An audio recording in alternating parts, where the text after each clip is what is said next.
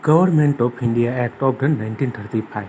The Act marked a second milestone toward a completely responsible government in India. It was a lengthy and detailed document having 321 sections and 10 schedules. The features of this Act are like this. Number 1.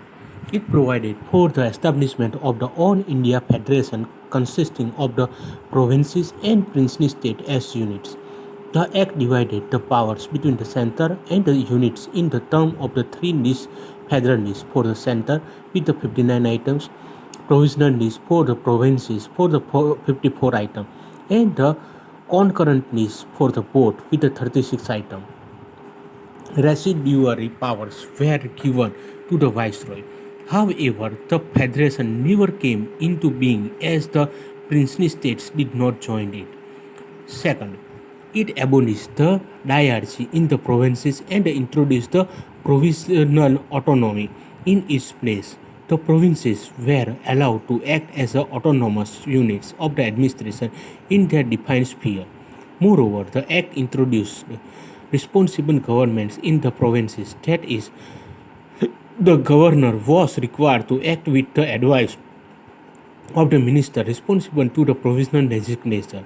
This became into the effect into 1937 and was discontinued into 1939. 3.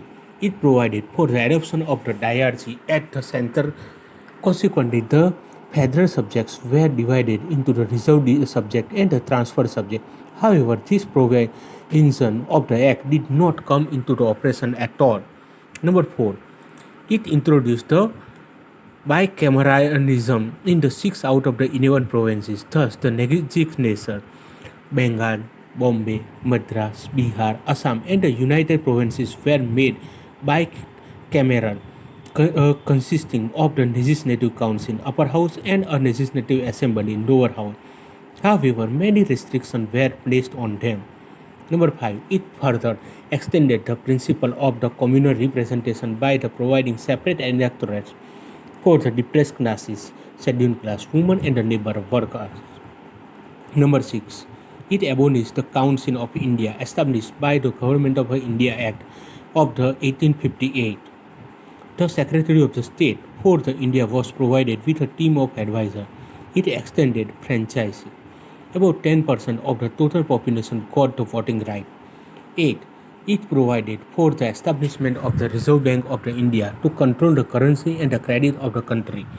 Number 9. It provided for the establishment of the not only the Federal Public Service Commission but also the Provincial Public Service Commission and the Joint Public Service Commission for the 2 or the more provinces.